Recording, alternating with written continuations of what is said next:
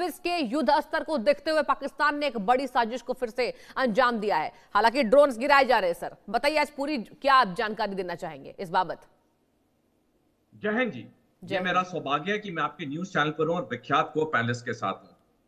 पाकिस्तान जब तक एक देश के तौर पर रहेगा वो भारत में आतंकवाद को समर्थन देता रहेगा और हर मुमकिन कोशिश करेगा कि भारत में अस्थिरता हो, अशांति हो। बिल्कुल। इसके लिए हमें इतिहास में जाना पड़ेगा। जब 1971 में भारत ने पाकिस्तान को युद्ध में हराया और पाकिस्तान के दो टुकड़े किए जिससे बांग्लादेश एक नए देश के रूप में उभरा, उसके अगले महीने 24 जनवरी 1972 को पाकिस्तान के मुल्तान शहर में कॉन्फ्रेंस हुई जिसे मुल्तान कॉन्फ्रेंस के नाम से जाना जाता है। उसमें 3 निर्णय लिए गए पाकिस्तान के भविष्य के लिए।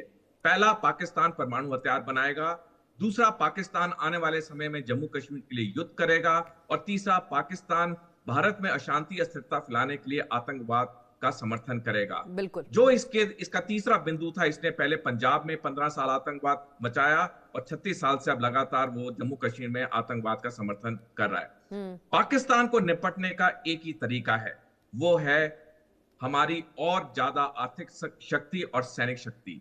पाकिस्तान वो जहरीले सांप की तरह है जिससे जब तक हम डंडा मारते रहेंगे उसका फन नीचे रहेगा। जैसे हमने डंडा मारना बंद किया वो फिर डसने के लिए आएगा।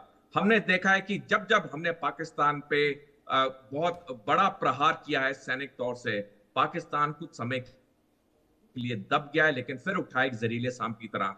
तो पाकिस्तान को निपटने का एक ही तरीका है, हमारी सैनिक शक्ति, हमारी आर्थिक शक्ति। बिल्कुल ठीक है। एक बार मैं सवाल लेना चाहूंगी अरविंद सिंह तेजावत जी से, विदेश मामलों के जानकार हैं। सर आपसे ये जानना चाहूंगी कि अंतर्राष्ट्रीय मुद्दों की बात करें सर, लगातार ये हरकतें बढ़ती जा रही है, कैसे भारत अंतर्राष्ट्रीय मुद्दों पर इस पाकिस्तान की नापाक हरकतों को पहुंचाए, क्या रहेगा वो तरीका? देखिए, हमें यथार्थ को स्वीकार करना होगा क्योंकि पाकिस्तान हमारा हमसाया मुल्क है, वो हमारा पड़ोसी राष्ट्र है। तो इसे स्वीकार करना होगा और उसी के अनुरूप हमें अपनी जो नीति है वो बनानी होगी। ऑपरेशन सिंदूर के बाद में हमारा जो डिफरेंस पावर है वो काफी बड़ा है, हमारी प्रतिरोधी क्षमता है वो काफी उसमें वृद्धि हुई है। अब जो फिलहाल जो द्विवेदी जी का जो बयान था, जो हमारे तीनों ही सेनाओं के जो अध्यक्ष हैं, तो उन्होंने जो सीडीएस ने बोला है कि जो पाकिस्तान के 8 कैंप हैं उन पे भारत की नजर है और अगर कोई भी नापाक हरकत होती है तो ऑपरेशन 2 जो सिंदूर 2 उसका पार्ट है जी, वह शुरू कर दिया जाएगा। तो भारत तो कर रहा है, ना कभी ऐसा होगा कि अंतर्राष्ट्रीय राजनीति में सब कुछ ठीक हो जाएगा और ना कभी ऐसा होगा कि हम एकदम शांति से आगे जी पाएंगे। यह समझ में आती रहेगी और हमें उनका मुकाबला भी वैसे ही करना होगा। सृष्टि जी। ठीक है, एक और खास मेहमान हमारे साथ जुड़ चुके हैं, बैरिस्टर हुमायूं चत्था जी, राजनीतिक विश्लेषक हैं। सर बहुत स्वागत है इंडिया न्यूज पर। और आपसे मेरा अहम सवाल ये होगा, पाकिस्तान की सर हरकतें आपने देखी होगी, लगातार सीमा पर घुसपैठ जारी है, ड्रोन भेजे जा रहे हैं, ड्रग्स भेजी जा रही है और हालांकि भारतीय सेना मुंहतोड़ जवाब दे रही है। सर कैसे अब भारत इस विवाद से, भारत इस संवाद से आगे बढ़े?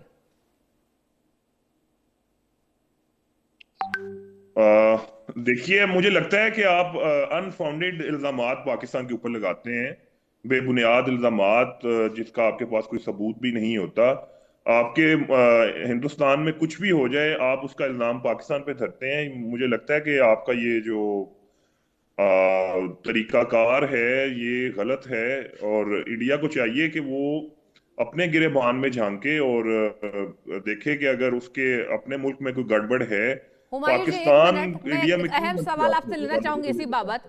आपने ये कहा कि बेबुनियाद आरोप है, खबरें तो लगातार चल रही हैं, ड्रोन्स देखे जा रहे हैं, भारतीय सेना मुस्तैद है, आप कैसे ये बात हुमायूं जी कह सकते हैं कि बेबुनियाद आरोप हम लगा रहे हैं? क्योंकि इंडिया फॉल्स फ्लैग ऑपरेशन करने का आदी है। आपने जब ऑपरेशन सिंदूर शुरू किया था उससे पहले भी आपने प्रॉपर एक ड्रामा बनाया पूरे का पूरा और उसमें भी पूरी इंटरनेशनल कम्युनिटी ने आपके किसी सबूत को नहीं माना, आपके किसी इल्जाम को नहीं माना और अब भी आप बेबुनियाद तरीके से पाकिस्तान को मुर्दा इल्जाम ठहराने की कोशिश कर रहे हैं। मुझे लगता है कि इंडिया को अपने बिहेवियर को देखना चाहिए, उसे ये समझना चाहिए कि अगर वो अपने आप को एक पावर कंसीडर करता है तो उसको अपने नेबर्स में, अपने हमसायों के साथ मिलकर रहना सीखना होगा, उन्हें साथ लेके चलना होगा।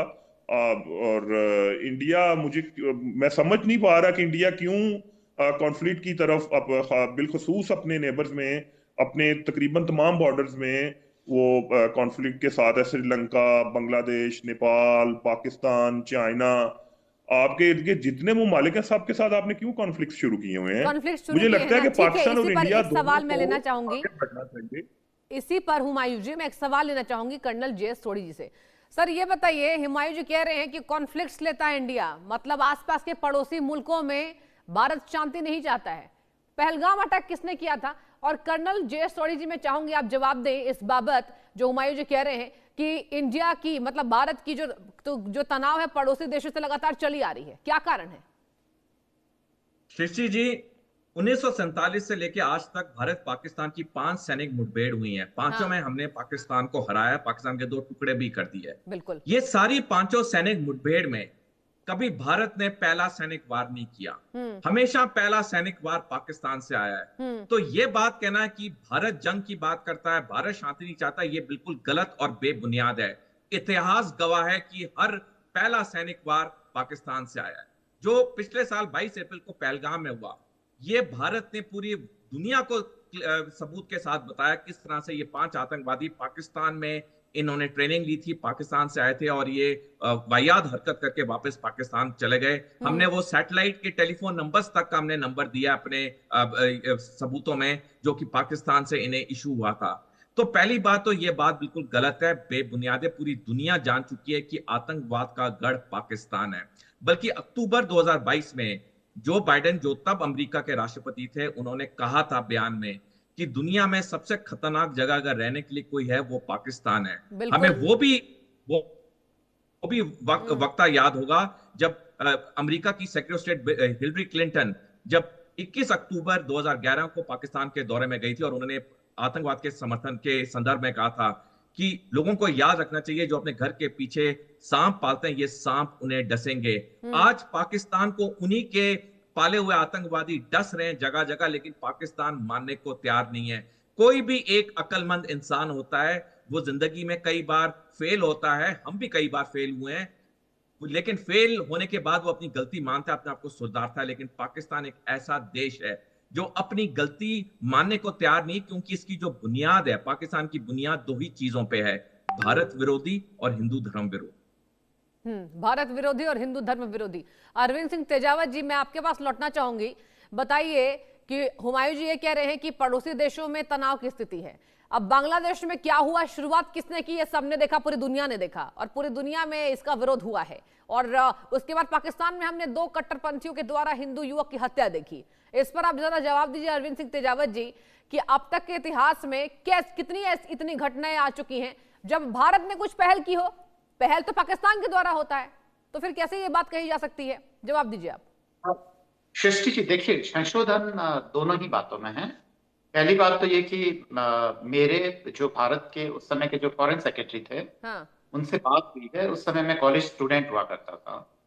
तो ये नहीं है कि 1971 में पहले पाकिस्तान ने उस समय तात्कालिक रूप से हमला किया था, पर भारत तैयारी बहुत लंबे समय से कर रहा था 71 के वॉर में। मैं सोढ़ी साहब को बता